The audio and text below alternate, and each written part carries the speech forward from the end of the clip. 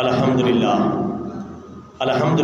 رب العالمین والعاقبۃ للمتقین والصلاۃ والسلام علی سید الانبیاء والمرسلین اما بعد فاعوذ باللہ من الشیطان الرجیم بسم اللہ الرحمن الرحیم ان اللہ وملائکتہ یصلون علی النبی یا ایھا الذین آمنوا صلوا علیہ وسلموا تسلیما اللہم صلی علی محمد وعلی آل محمد کما صلیت علی ابراہیم وعلی آل ابراہیم انک حمید مجید اللہم بارک علی محمد وعلی آل محمد کما بارکت علی ابراہیم وعلی آل ابراہیم انک حمید مجید الصلاۃ والسلام علیک یا رسول اللہ، الصلاۃ والسلام علیک یا حبیب اللہ، الصلاۃ والسلام علیک یا رحمۃ للعالمین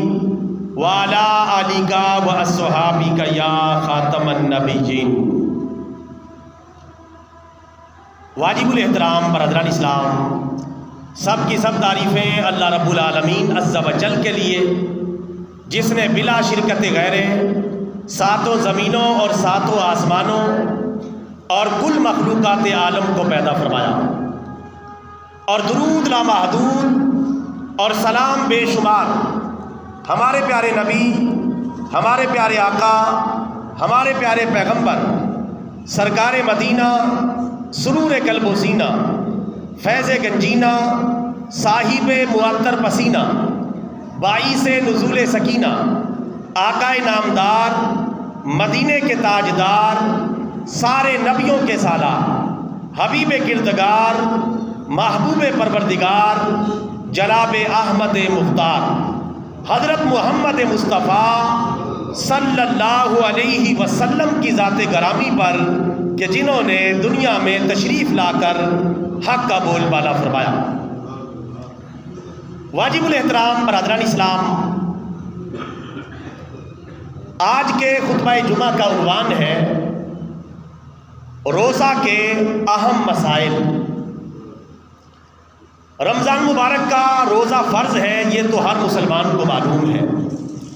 روئے زمین پر جتنے بھی مسلمان آباد ہیں، چاہے وہ مرد ہیں چاہے وہ عورت ہیں، اگر وہ شرائط روزہ پر پورا اترتے ہیں تو ان پر رمضان مبارک کا روزہ رکھنا فرض ہے اور لازم ہے۔ بغیر کسی شرعی عذر کے اور بغیر کسی بیماری کے اور بغیر کسی مجبوری کے رمضان مبارک کا ایک روزہ چھوڑنا بھی حرام اور کبیرہ گناہ کا ارتکاب ہے۔ وہ مسلمان جو قرآن و سنت سے لگاؤ رکھتا ہے، قرآن و سنت کی تعلیمات پر عمل کرتا ہے، وہ رمضان کا ایک روزہ چھوڑنے کی بھی جسارت اور جرت نہیں کر سکتا، کیونکہ اسے پتہ ہے رمضان کا روزہ فرض ہے اور ارکان اسلام میں سے اہم ترین رکن روزہ ہے۔ اسلام کی بنیاد 5 چیزوں پر ہے: کلمہ طیبہ، نماز، روزہ، حج اور زکوٰۃ۔ روزہ اسلام کا بنیادی ستون ہے۔ روزے کو چھوڑنا اسلام کو چھوڑنا ہے۔ اگر خدا نہ خواستہ کوئی بندہ روزے کی فرضیت کا انکار کرے اور یہ کہے کہ روزہ رکھنا فرض نہیں ہے تو وہ کافر ہو جائے گا، دائرہ اسلام سے نکل جائے گا۔ اور اسی طرح جو روزے کا مذاق اڑانے والا ہے، نعوذ باللہ کئی لوگ ایسے ہی کہہ دیتے ہیں روزہ تیو رکھن جدے کر دانے نہ ہو، اللہ معافی، اس طرح کے لوگ جملے بول دیتے ہیں، یہ کفریہ جملے، چاہے امیر ہے چاہے غریب ہے، ہر مسلمان پر جو عاقل و بالغ ہے شرائط روزہ پر پورا اترتا ہے، اس پر لازم ہے کہ وہ رمضان مبارک کا روزہ رکھے۔ روزے کا انکار کرنے والا، روزے کا مذاق اڑانے والا، دونوں کافر ہیں۔ ہاں، جو سستی کی وجہ سے روزہ نہیں رکھتا، غفلت کی وجہ سے، بدعملی کی وجہ سے، لاپرواہی کی وجہ سے روزہ نہیں رکھتا، وہ کافر تو نہیں ہے لیکن فاسق و فاجر ہے، کبیرہ گناہ کا مرتکب ہے، اور ایسا بندہ ہے کہ مسلمانوں میں اس کی رائے کی کوئی وقت نہیں ہوگی، اور جہاں گواہی کی ضرورت پڑے گی اس کی گواہی معتبر نہیں ہوگی۔ چونکہ وہ فاسق و فاجر ہے اور فاسق و فاجر کی گواہی معتبر نہیں ہے۔ اللہ کی نظر میں ایسا انسان گر جاتا ہے کہ جو اللہ تعالیٰ کے فرض کو پورا نہیں کر رہا۔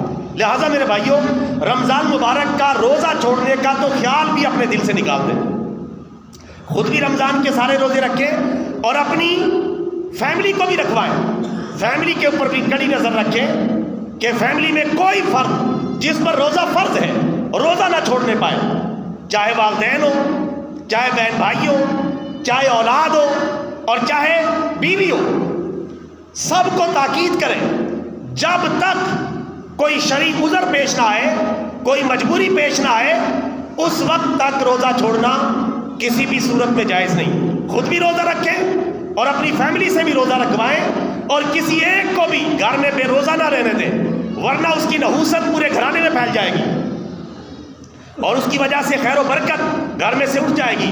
بعد میں پھر ہم شکایت کرتے ہیں جی ہمارے گھر میں خیر و برکت نہیں ہوتی، معاملات کھڑے ہو جاتے ہیں، وجہ تلاش ہمیں کرنا پڑے گی، چونکہ اللہ تعالیٰ قرآن پاک میں 25ویں سپارے میں فرماتا ہے وَمَا أَصَابَكُم مِّن مُّصِيبَةٍ فَبِمَا كَسَبَتْ أَيْدِيكُمْ وَيَعْفُو عَن كَثِيرٍ، جو مصیبتیں، جو آزمائشیں، جو تکلیفیں تمہیں پہنچتی ہیں یہ تمہارے اپنے اعمال کا، اپنے کرتوتوں کا بدلہ ہے، اور بہت ساری باتوں کو تو ہم معاف کر دیتے ہیں۔ اللہ فرماتا ہے ہم تم سے ہر گناہ کا بدلہ نہیں لیتے، ہر گناہ کی سزا نہیں دیتے، بہت ساری تمہاری غلطیوں سے درگزر کرتے ہیں۔ اگر ہم ہر گناہ پہ پکڑنا شروع کر دیں تو بندے کے لیے زندگی گزارنا مشکل ہو جائے گا، تو اللہ تعالیٰ معاف کر دیتا ہے، لیکن ہمیں چاہیے اپنے اعمال کو درست رکھیں، اور جب ہم غلط اعمال کرتے ہیں نتیجے میں آزمائشیں آتی ہیں، پھر ہم شکوہ شکایت کرتے ہیں۔ مصائب میں کبھی حرف شکایت لب پہ مت لانا، مصیبت میں خدا بندوں کو اپنے آزماتا ہے۔ یہ روزہ ایک آزمائش ہے کہ مسلمان اللہ تعالیٰ کے لیے کھانا پینا چھوڑتا ہے یا نہیں چھوڑتا، اس دماغی اور تعلقات اور نفسانی خواہشات کو ترک کرتا ہے یا نہیں کرتا۔ جب ہم شریعت مطہرہ پر عمل کریں گے تو انشاءاللہ بہت ساری آزمائشوں، تکلیفوں، مصیبتوں سے اللہ تعالیٰ ہمیں خود بخود ہی بچا لے گا۔ کسی نے کیا خوب کہا ہے کہ جب میں کہتا ہوں کہ یا اللہ میرا حال دیکھ، حکم ہوتا ہے کہ اپنا نامہ اعمال دیکھ، اپنے کرتوت چیک کر، اپنا نامہ اعمال کو واچ کر اور اسے دیکھ کہ تیرے اعمال کیسے ہیں۔ لہٰذا میرے بھائیوں، رمضان مبارک کا روزہ فرض ہے، کسی صورت میں بھی اس بارے میں کمزوری نہیں دکھانی۔ میں اکثر کہتا ہوں زیادہ سے زیادہ رمضان مبارک کا روزہ رکھ کے بندہ مر ہی جائے گا، زیادہ سے زیادہ کیا ہوگا، اور پھر بھی اللہ کے کھاتے میں لگے گا، اور مرنا تو ہے ہی، اللہ کے پیٹے پڑ جائے گا، اللہ تعالیٰ کے کھاتے لگ جائے گا۔ اللہ تعالیٰ کہے گا میرا بندہ ہے، روزہ رکھنے کی حالت میں میرے پاس آئے، اس کو رحم آئے گا، بخشا جائے گا، اور کیا چاہیے۔ مرنا تو آج بھی ہے اور کل بھی ہے، اور ویسے بھی اسلام مرنے نہیں دیتا۔ اگر روزہ اتنا لگ جائے کہ بندے کی اس طرح کی کیفیت ہو جائے کہ بندہ مر جائے گا، تو اس بندے پر لازم ہے روزہ چھوڑ دے، روزہ توڑ دے، بعد میں قضا کر لے۔ اسلام جان کی حفاظت کرتا ہے، تو پھر ضرورت کیا ہے روزے سے ڈرنے کی۔ اور آج کل کے روزے سبحان اللہ اتنی آسان سے روزے، پتہ نہیں چلتا کب سحری کا وقت ہو گیا، کب افطاری کا وقت ہو گیا، ٹھنڈا موسم ہے، ہلکی پھلکی گرمی ابھی شروع ہوئی ہے، تو بندہ مرتا ہے تو اسلام پابندی لگا دیتا ہے کہ روزہ مکمل کرے، روزہ مکمل نہ کرے بلکہ روزہ توڑ دے، بعد میں قضا کر لے۔ لا یکلف اللہ نفسا الا وسعها، اللہ تعالیٰ کسی انسان پر اس کی طاقت سے زیادہ بوجھ نہیں ڈالتا۔ ہمارا اسلام آسان دین ہے، لہٰذا میرے بھائیوں اس بارے میں سستی نہ کریں۔ میں چند ایک مسائل آپ کی خدمت میں عرض کرتا ہوں روزے کے حوالے سے۔ روزہ جس بندے پر فرض ہے اس کے اندر یہ شرائط ہونی چاہیے، نمبر 1 وہ بالغ ہو، نمبر 2 وہ تندرست ہو، نمبر 3 وہ مسلمان ہو، نمبر 3 وہ عقل مند ہو، نمبر 4 عورت ہو تو حیض و نفاس سے پاک ہو، اور نمبر 6 کہ وہ زندہ ہو، مردہ نہ ہو، کیونکہ مردے پر روزہ فرض نہیں ہے، اور اسی طرح وہ مقیم مسافر نہ ہو۔ یہ شرائط جب پائی جاتی ہے، یعنی مسلمان بھی ہے، عاقل بھی ہے، بالغ بھی ہے، تندرست بھی ہے، مقیم بھی ہے، اور عورت ہے تو حیض و نفاس سے، ماہواری سے پاک بھی ہے، اور بندہ زندہ حالت میں ہے، ظاہر مردہ کے اوپر تو شریعت نہیں ہے، میت کے اوپر شریعت نہیں ہے۔ یہ 7 شرطیں جب پائی جا رہی ہیں تو مسلمان پر رمضان کا روزہ رکھنا کیا ہے؟ فرض۔ اب چھوڑنا جائز نہیں۔ اب جو رمضان مبارک کا روزہ چھوڑ رہا ہے وہ سوچے کیا وہ مسلمان نہیں ہے؟ کیا وہ عقل مند نہیں ہے؟ کیا وہ بچہ ہے؟ کیا وہ پاگل اور مجنون ہے؟ کیونکہ سچا مسلمان تو روزہ نہیں چھوڑ سکتا، عقل مند بندہ تو روزہ نہیں چھوڑ سکتا، جو بالغ ہے وہ تو روزہ نہیں چھوڑ سکتا۔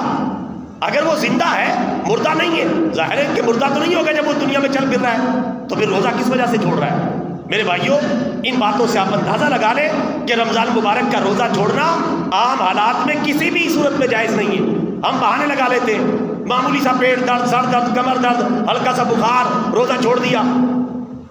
اسی طرح روزے کے اندر بعض بھائی ایک دو روزے رکھ لیتے ہیں، شروع والے، ایک دو درمیان والے، ایک دو آخر والے۔ بعض بھائی جمعے کا روزہ رکھ لیتے ہیں، بعض بھائی اتوار کا روزہ رکھ لیتے ہیں، باقی سارے چھوڑ دیتے ہیں۔ یہ طرز عمل انتہائی خطرناک ہے، جو کہ رمضان مبارک کے سارے روزے فرض ہیں، چاہے 29 ہے چاہے 30 ہے، کسی روزے کو کسی پر کوئی فضیلت حاصل نہیں۔ جمعے کا روزہ بھی اتنا ہی فرض ہے، ہفتے کا بھی، اتوار کا بھی، اور باقی سارے دنوں کا، چونکہ یہ سارے روزے فرض ہیں۔ اس لیے رمضان مبارک کے روزے کی بہر صورت پابندی کرنی ہے۔ اب میں آپ کی خدمت میں وہ چیزیں عرض کرتا ہوں کہ جن کی وجہ سے روزہ جو ہے وہ نہیں ٹوٹتا، اور پھر وہ چیزیں عرض کروں گا کہ جن کی وجہ سے روزہ ٹوٹ جاتا ہے اگر غلطی سے ہم کوئی ایسا کام کر رہے ہیں تاکہ اس سے بچ جائے۔ وہ چیزیں جن سے روزہ نہیں ٹوٹتا، نمبر 1، بھول کر کھانا پینا، اس سے روزہ نہیں ٹوٹتا، چاہے بندہ سحر ہو کے بھی کھا لے تب بھی روزہ نہیں ٹوٹتا، لیکن جیسے ہی یاد آئے فوراً ہاتھ روکنا ضروری ہے۔ لیکن بھول کر جتنا بھی کھا پی لیا روزہ نہیں ٹوٹے گا۔ نمبر 2، سرما اور تیل لگانے سے روزہ نہیں ٹوٹتا، سرما لگا لیا، تیل لگا لیا، اس سے کوئی فرق نہیں پڑتا۔ نمبر 3، ٹھنڈک کے لیے غسل کر لیا، نہا لیا، کلی کر لی، اس سے روزہ نہیں ٹوٹتا، چاہے کئی مرتبہ کر لے۔ نمبر 4، خوشبو سونگھنا یا خوشبو لگانا، یہ بالکل جائز ہے، چاہے مدھم خوشبو ہو چاہے تیز ہو، اس سے روزہ نہیں ٹوٹتا۔ نمبر 5، عورت اگر ننھے بچے کی والدہ ہے، دودھ پلانے کا مسئلہ ہے تو دودھ پلا سکتی ہے، دودھ پلانے سے روزہ نہیں ٹوٹتا۔ نمبر 6، مسواک کرنے سے روزہ نہیں ٹوٹتا، صبح کریں، دوپہر میں کریں، شام کو کریں، تازہ کریں، خشک کریں، روزہ نہیں ٹوٹتا۔ بلکہ میں تو یہ بھی کہوں گا کہ پیسٹ کرنے سے بھی روزہ نہیں ٹوٹتا، جبکہ احتیاط کے ساتھ آپ کریں۔ پیسٹ کرنے سے اگر آپ احتیاط کرتے ہیں تو ذائقہ حلق سے نیچے نہیں اترتا، آپ احتیاط سے کریں گے۔ پیسٹ کرنا بھی جائز ہے، لیکن بہتر یہی کہ مسواک کریں۔ لیکن اگر کوئی احتیاط کے ساتھ کرتا ہے، مسواک نہیں ملی، ٹوتھ پیسٹ کر لیا ہے اور ذائقہ حلق سے نیچے نہیں اترتا، وہ جو ٹھنڈک سی ہوتی ہے اس کا اعتبار نہیں، وہ ٹھنڈک تو پانی کی کلی کرنے سے بھی محسوس ہوتی ہے، اس سے روزہ نہیں ٹوٹتا۔ اگر ذائقے کی پوری حفاظت کے ساتھ کوئی ٹوتھ پیسٹ بھی کرتا ہے، اسلام میں صفائی مطلوب ہے، اس سے روزہ نہیں ٹوٹتا۔ نمبر 7، منہ میں تھوک آ جاتا ہے، تھوک کو نگلنے سے روزہ نہیں ٹوٹتا، جتنی مرتبہ بھی نگل لیا جائے، لیکن اگر زیادہ ہے تو ایک دو مرتبہ تھوک دے، لیکن اگر تھوک نگل رہا ہے اس سے روزہ نہیں ٹوٹتا، اس سے کوئی فرق نہیں پڑتا۔ نمبر 8، انجیکشن لگوانا۔ انجیکشن لگوانے کے بارے میں احتیاط تو یہی ہے، اگر ممکن ہو سکے تو سحری سے پہلے یا افطاری کے بعد لگوائیں، لیکن کسی نے بہامر مجبوری انجیکشن لگوایا ہے تو اس سے روزہ نہیں ٹوٹتا۔ اور یہ بات یاد رکھیں، انجیکشن کے بہانے سے روزہ چھوڑنا جائز نہیں ہے۔ آپ انجیکشن لگوا لیں، روزہ نہ چھوڑیں، روزہ فرض ہے۔ انجیکشن کے اوپر بعض علماء نے کہا کہ روزہ ٹوٹ جاتا ہے، لیکن مجبوری کی حالت میں وہ بھی جائز قرار دیتے ہیں، چونکہ روزہ فرض ہے۔ صرف انجیکشن کی وجہ سے کہ میں نے ایک دوپہر کو انجیکشن لگوانا ہے، اس کی وجہ سے روزہ چھوڑ دے، بعد میں پھر وہ قضا بھی نہیں کرے گا، فرض ضائع ہو جائے گا۔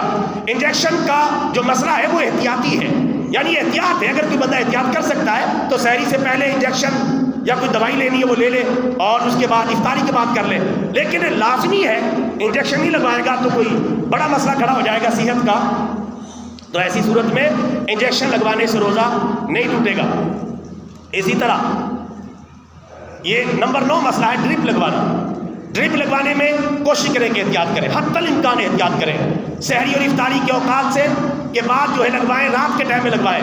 لیکن اگر کوئی مجبوری کی وجہ سے لگواتا ہے، کہتا ہے کہ ڈرپ نہ لگواؤں تو میں روزہ مجھے چھوڑنا پڑے گا، اگر ڈرپ لگواؤں گا تو روزہ ٹوٹ جائے گا، اگر اس وجہ سے کر رہا ہے تو بہت سارے علماء کا فتویٰ ہے کہ ڈرپ لگوانے سے بھی مجبور بندے کا روزہ نہیں ٹوٹتا، لہٰذا رمضان کے روزے کو نہ چھوڑے، روزہ رکھے، شدید مجبوری ہے تو ڈرپ لگوا لے اور شدید مجبوری نہیں تو افطار تک کا انتظار کر لے۔ نمبر 10، روزے کی حالت میں بندہ ناپاک ہو جاتا ہے، احتلام ہو جاتا ہے، اس سے روزہ نہیں ٹوٹتا، کوئی فرق نہیں آتا. غسل کر لے، غسل میں کلی سادہ کرے، ناک میں پانی سادہ طریقے سے چڑھائے، مبالغہ نہ کرے، کہیں حلق میں نہ اتر جائے، کہیں ناک کے ذریعے دماغ تک یا حلق تک نہ پہنچ جائے تو اس سے روزہ ٹوٹے گا. نارمل طریقے سے کلی کرے اور ناک میں پانی ڈال لے اور غسل کر لے، روزے میں کوئی فرق واقع نہیں ہوتا. نمبر 11، خود بخود کہہ آ جائے. خود بخود کہہ آ گئی جس میں قصد نہیں ہے، ارادہ نہیں ہے، کوئی اپنی چھیڑ چھاڑ نہیں ہے، حلق میں انگلی نہیں ماری، ویسی کہہ آ گئی. اگر اس طرح کی کہہ آ جاتی ہے اس سے روزہ نہیں ٹوٹتا اور روزے میں کوئی فرق واقع نہیں ہوتا.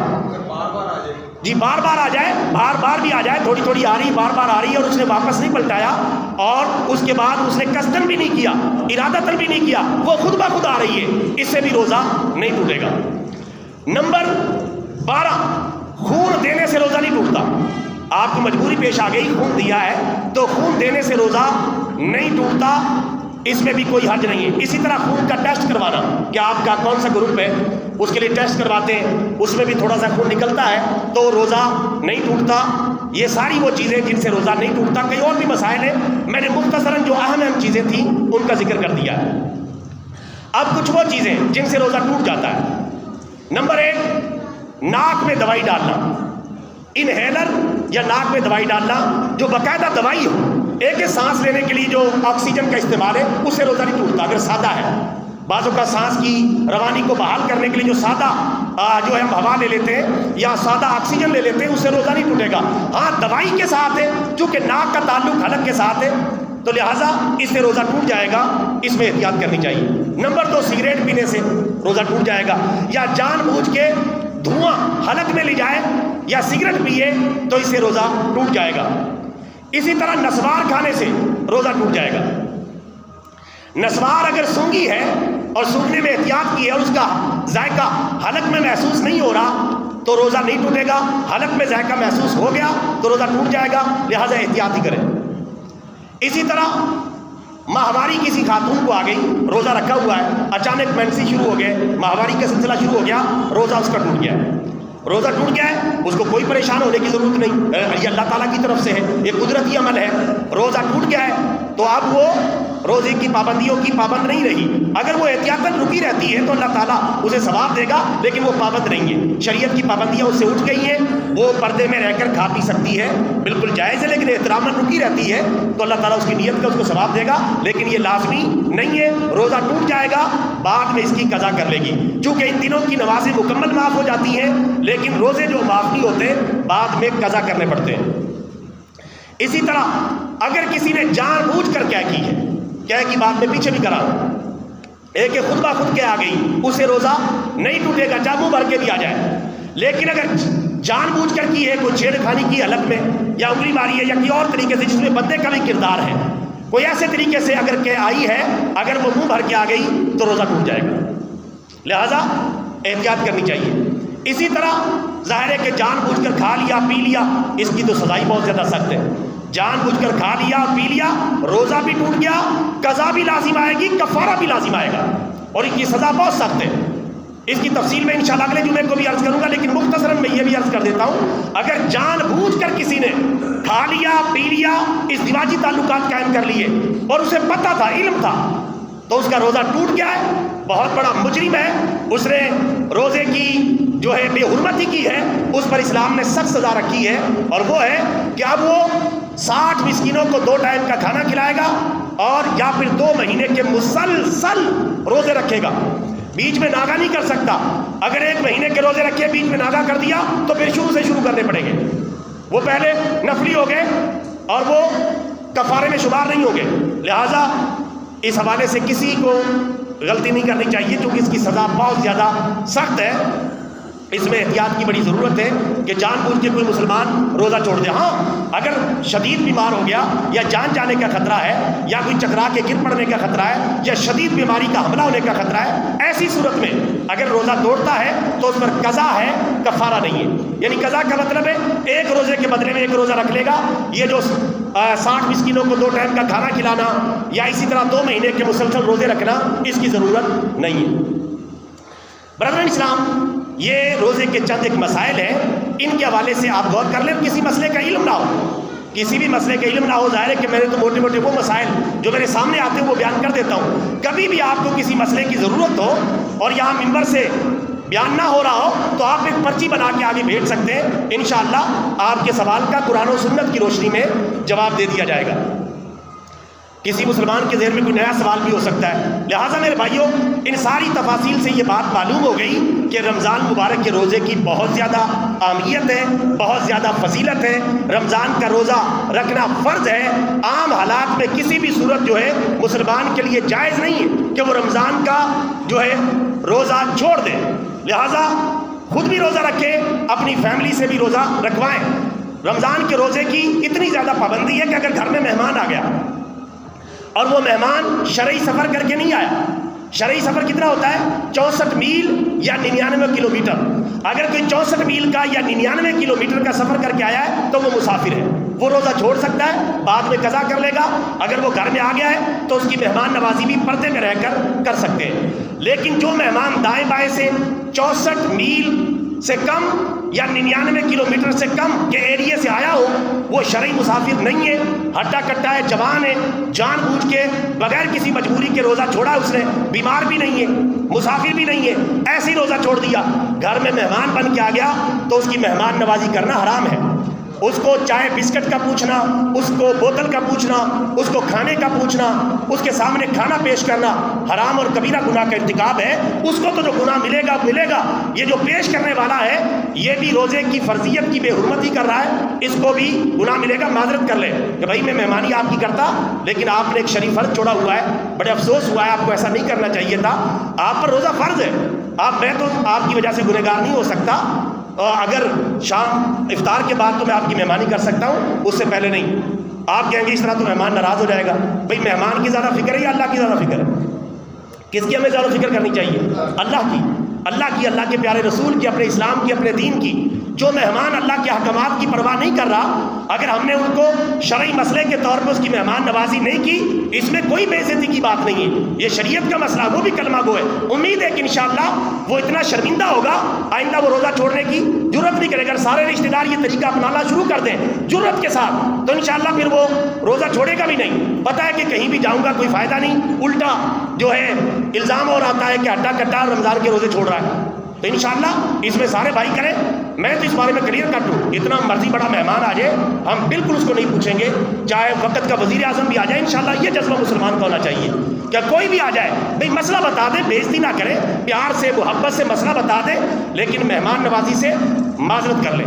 یہ تو مہمان کی بات ہے، اس سے بھی آگے آ جائے. اگر خدا نہ خواستہ کسی گھر میں ایسا ہو کہ بیوی شریعت کی پابند ہے، رمضان کے روزے رکھتی ہے لیکن میاں نہیں رکھتا اور میاں روزے چھوڑتا ہے، کوئی بیماری نہیں، کوئی مجبوری نہیں، روزے چھوڑتا ہے اور بیوی سے کہتا ہے میرے لیے کھانا پکائے، تو بیوی کے لیے، شوہر کے لیے کھانا پکانا جائز نہیں، نہ اس کو پیش کرنا جائز ہے. چونکہ حدیث مبارکہ لا طاعۃ للمخلوق فی معصیۃ الخالق، اللہ کی نافرمانی میں مخلوق کی اطاعت نہیں کی جا سکتی.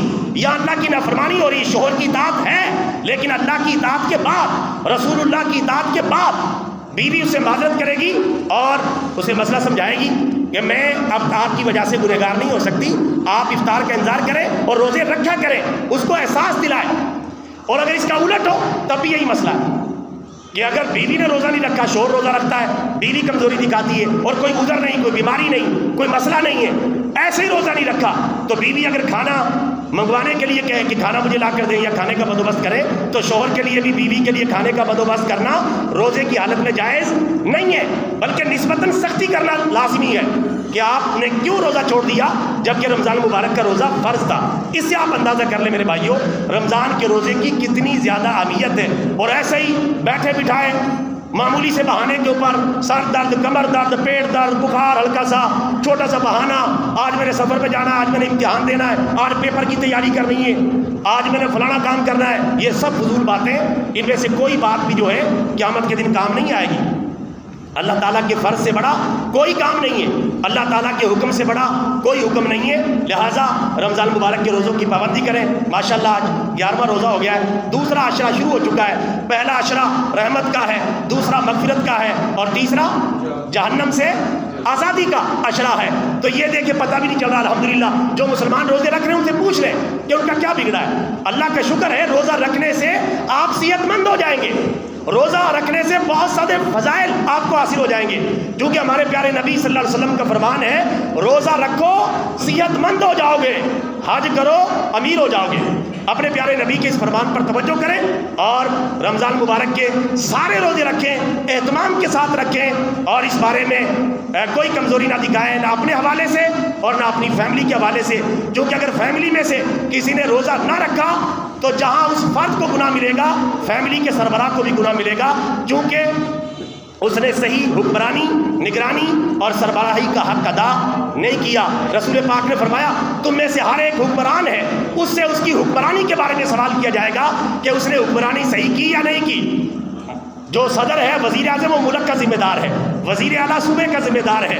اسی طرح جو متعلقہ ضلعی حکمران ہے وہ ضلع کے ذمہ دار ہے. اگر یہ شریعت کو نافذ نہیں کرتے، وزیر اعظم، صدر، وزرائے اعلیٰ، گورنر اور متعلقہ SHOs اور IGs، DIGs اور جتنے بھی ضلعی حکمران ہیں، اگر وہ شریعت مطہرہ کے حوالے سے، رمضان کے حوالے سے احترام کو برقرار نہیں رکھتے، وہ سب کے سب کبیرہ گناہ کے مرتکب ہوں گے اور کل قیامت کے دن اللہ تعالیٰ کی بارگاہ میں ان کا گریبان پکڑا جائے گا. اور جو گھر کا سربراہ ہے وہ کم از کم اپنے گھر کا حکمران ہے. تو حکمران کیسا ہے؟ اس کے گھر میں روزے چھوڑے جا رہے ہیں، اللہ کی نافرمانی ہو رہی ہے اور یہ گھر کا سربراہ بنا ہوا ہے، اللہ کی نافرمانی اس کی آنکھوں کے سامنے ہو رہی ہے. تو ترغیب دلائے، محبت سے سمجھائے، پیار سے سمجھائے، لیکن پیار کا راستہ ناکام ہو جائے تو پھر مناسب سختی بھی کرے تاکہ گھر میں کوئی ایسا کام نہ ہو جس سے اللہ کی نافرمانی ہو، رسول اللہ کی نافرمانی ہو. اللہ تعالیٰ سے دعا ہے اللہ تعالیٰ ہمیں رمضان مبارک کی قدر کرنے کی توفیق عطا فرمائے. وآخر دعوانا ان الحمد للہ رب العالمین.